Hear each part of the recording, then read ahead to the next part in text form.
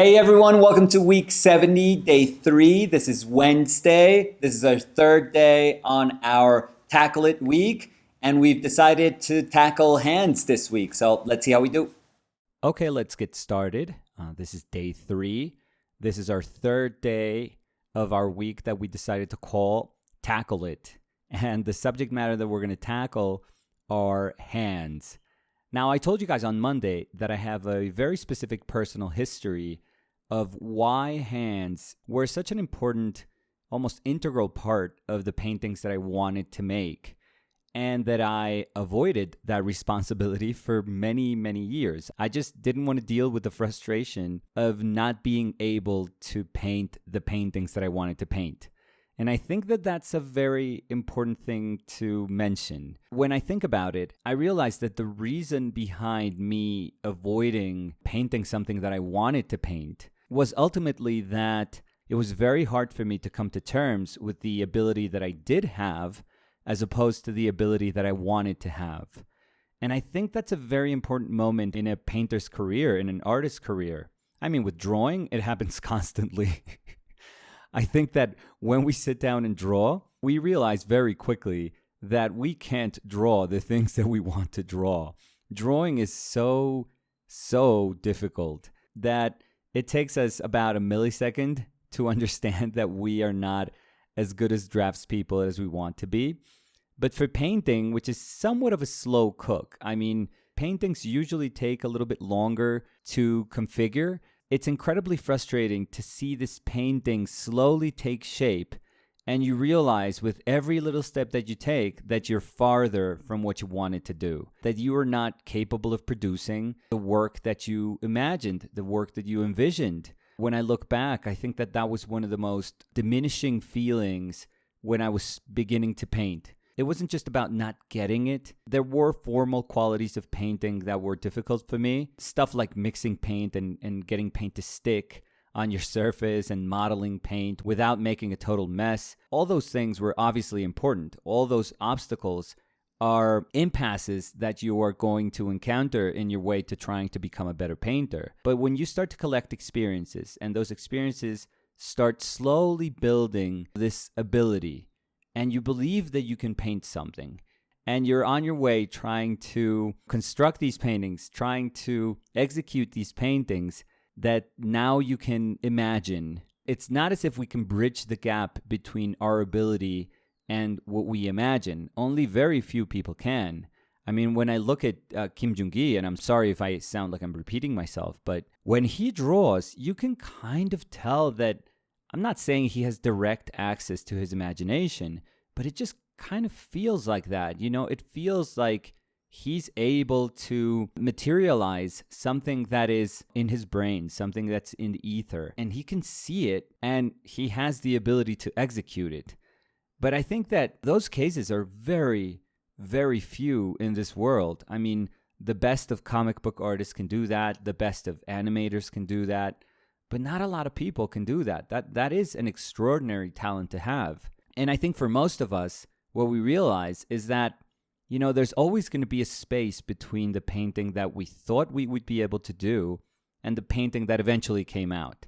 In my career, in my path, I had to come to terms with that. I think I've mentioned already how I thought I was going to be a very kind of elegant painter at the beginning. I used to gravitate more towards my teacher, Max Ginsberg. A bit more, I would say, than my other teacher, Steve Assel. I mean, I love the way the two of them constructed a painting, but there was something about Max's way of approaching a painting that just felt, I don't know, I was going to say clearer, but I think I eventually understood Steve's way of making a painting. I mean, Steve's manner of painting is completely idiosyncratic. I don't think there's a lot of people that painted like him before him, to be quite honest. But Max's painting, you could feel that it came from a tradition of American post-impressionism, but it also had grounds in a more academic painting. And Max was incredibly elegant with his brushstrokes.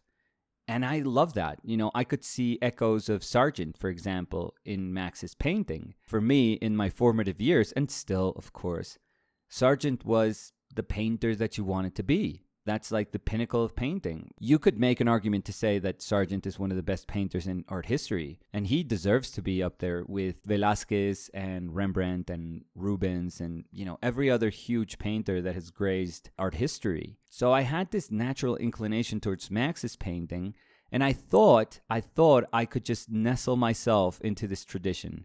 I would fit in nicely.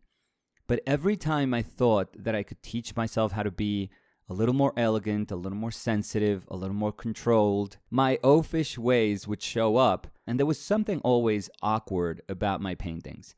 I was always off, somewhere. It was either my drawing, and it would show up in my proportions, my colors being a little too punchy, a little too contrasty. I was a little too messy with my palette, so it was always a little bit grayer than what it was supposed to be. There was always something, and it was something that bugged me. Eventually, I realized, and this took time, of course, that all those things that bugged me about me not being capable of getting closer to a quote-unquote Sargent painting, all those things that I understood as flaws were actually the things that gave my painting identity. When I realized that that was me showing up, I was like, oh my God, here I was all along. My painting was trying to tell me, hey, I know you want to paint like Sargent. It's not going to happen, and these are the reasons why it's not going to happen. But it's not because they're flaws. It's not because these are shortcomings. Or maybe they were. I just, needed to understand them in a different light. But they were actually faculties of my painting, qualities inherent to my painting. And they felt my own. They really, really felt my own. And like I said, it took a long, long time for me to realize, okay, these things that make everything hard, that make the whole process troublesome, these things are me. And maybe these things create this precipice between the imagined painting, between the idea of the painting that I want to paint and the painting that I can actually paint. But these things are my own. And there's something so relevant about encountering things that are your own when painting. If we all just concentrate on being very, very solid painters that answer, faithfully to the fundamentals of painting, there is something that gets lost in there. I mean, we could all teach ourselves how to be incredibly disciplined painters. Look at art history. The closest thing we have to that is the academic process that sort of finished in the 1900s. I'm saying sort of because there are countries in this world, for example, in Russia or in China, that academic process just kept going. I mean, I think I've told you guys how in the Repin Institute in Russia, it's almost as if time has stood still for 120 years, and they're still teaching the same way of painting because they have this tradition that has been carried over for decades now. So I'm not going to say that the actual tradition has disappeared, but as a whole, it kind of reached its peak at that moment. So we fortunately / unfortunately have an example of what happens when a lot of people can draw really, really well and paint really, really well, and then succumb to the inevitable fact that their identity gets lost in the process. I'm not saying that it will get lost. I'm not saying that if you embark in this highly academic process, you will lose yourself. No, but the risk is very high. And if you're not constantly checking yourself, if you're not constantly asking yourself, who am I as a painter and where do I show up in my paintings, that discipline can eat you alive. Your work can become then about discipline and about fundamentals. And it's going to be amazing, like it was, 120 years ago.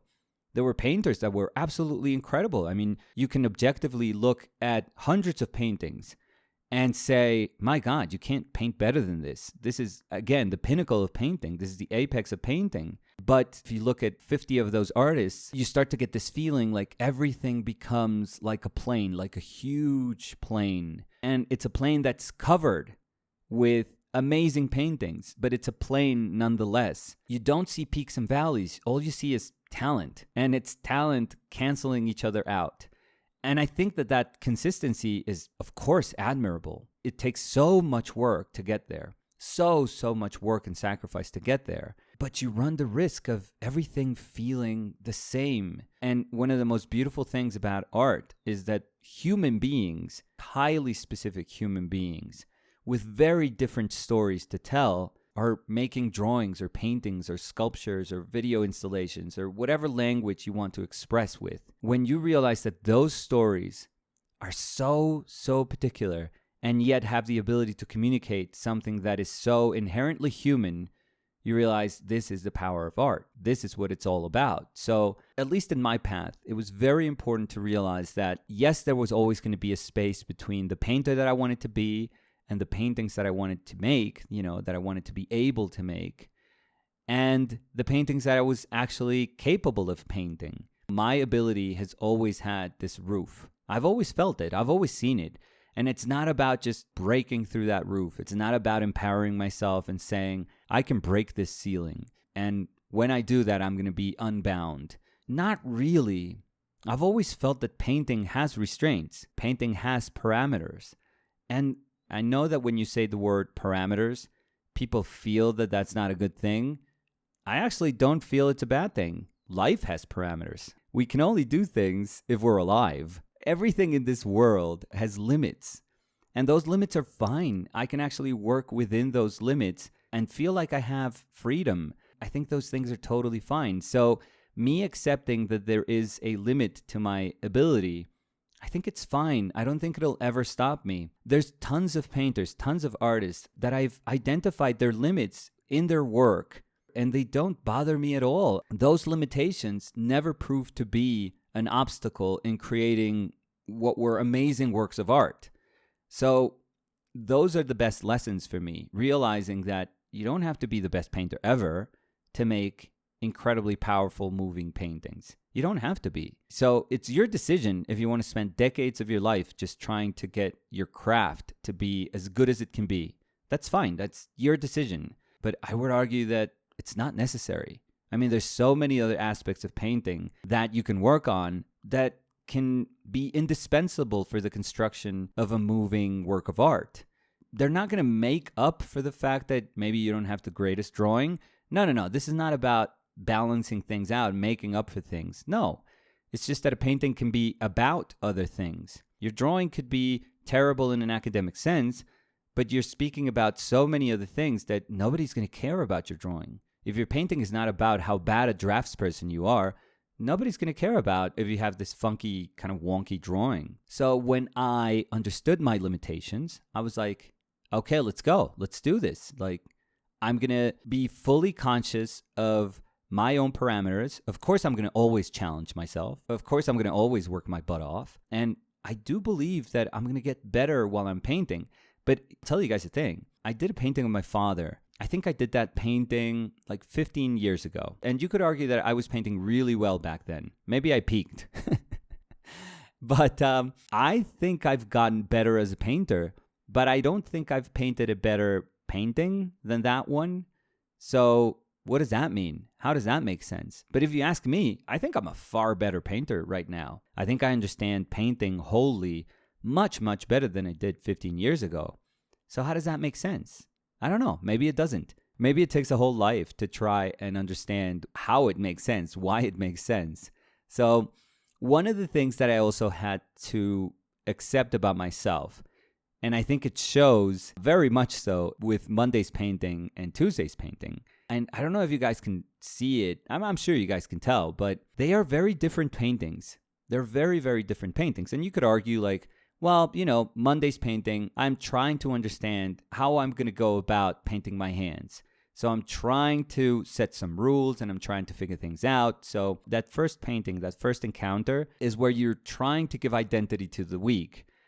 But to be honest, I've painted, hundreds of hands? So in that sense, this is just another hand, maybe. But when I look at all the hands that I painted for this project, specifically Monday's hand when compared to Tuesday's hand, they just feel different.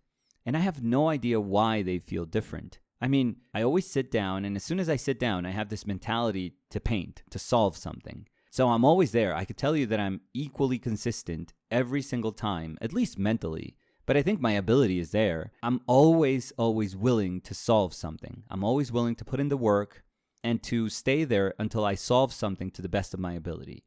So in that sense, my mindset is always the same. Those variables are always going to be the same. And I don't know what changes along the way that the paintings end up feeling different. I'm not going to say that they feel like they come from the hand of two different painters.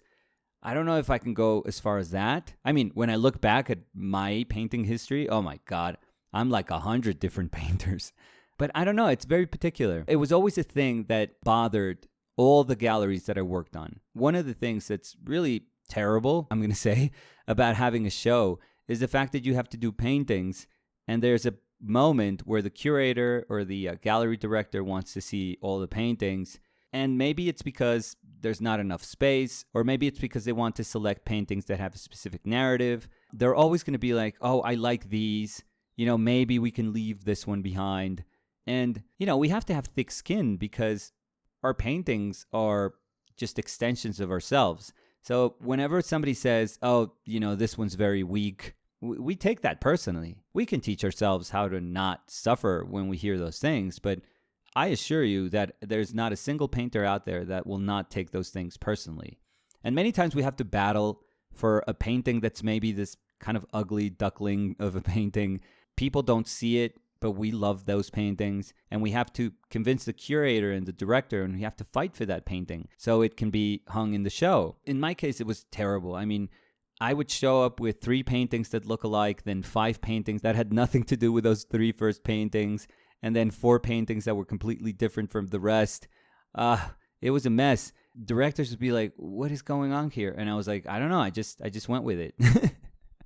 I just went with the flow. At that moment, I felt I needed to do this painting. So that's the painting that I had to do. And that doesn't go well with galleries.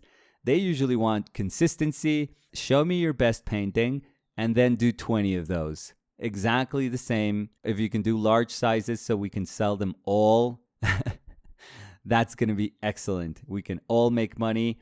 We can have people lined up for future paintings. The world is good. And here I was just saying, you know what?